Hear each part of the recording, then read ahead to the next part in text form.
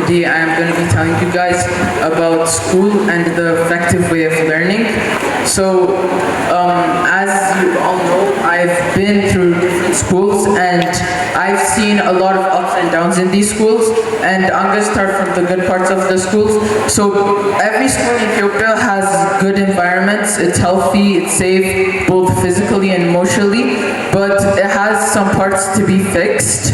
And these parts to be fixed are, for example, hiring teachers. For example, some teachers don't have the experience in that sector, and we're still hiring them, and this isn't good for the students to learn, and it's not going to make a healthy learning and teaching process. So, and also the teacher doesn't teach passionately most of the time, they just teach it as a job, and if the teacher doesn't passionately, the students won't like the subject and they won't learn it properly.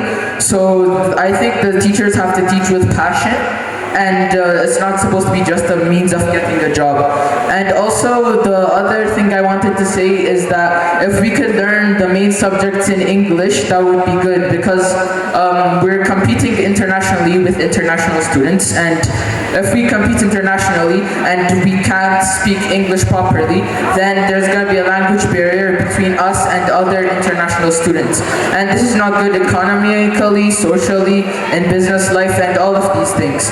And also the third thing I wanted to raise was having a hard copy textbook instead of soft copy, because this can affect us through distractions, eye strain, and we're not getting an overall good education if we learn through soft copy, because we always get distracted through a lot of things such as applications, notifications, and all of these things that come by daily lives. But if we have a hard copy textbook, and it's easier to learn, and we're not going to get distracted by anything else, it's just learning and teaching process.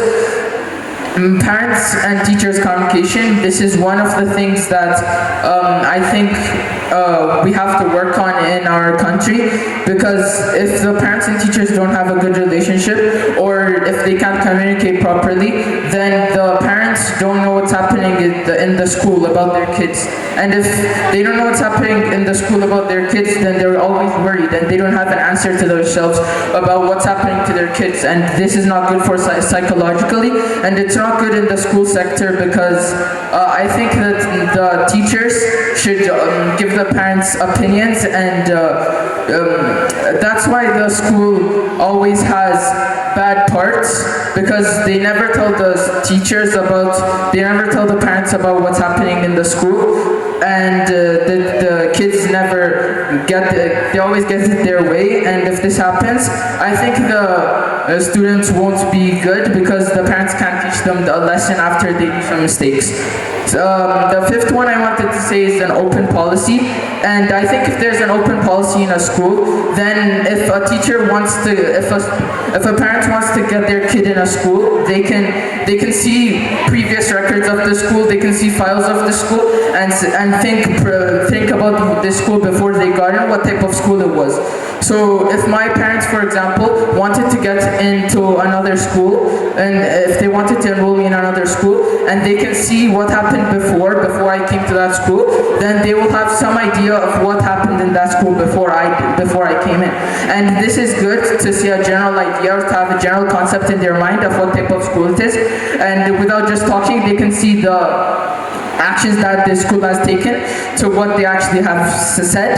And the sixth one is having these days we're having an outdated schooling system. Since it's 2024, we have to step equally with all the other international schools in our country and worldwide. And because if we can't move forward just like the other schools, we're gonna get left behind, and we're gonna have a barrier for our country. Since us kids are gonna inherit this country, I think we have to move forward as a group with a dated schooling system from 2024, and I think this can help technologize the school even better. The seventh one is having a strong parent committee. If a school has a strong parent committee, then staff and parents can talk openly about the good and bad parts of the school. Thank you for listening.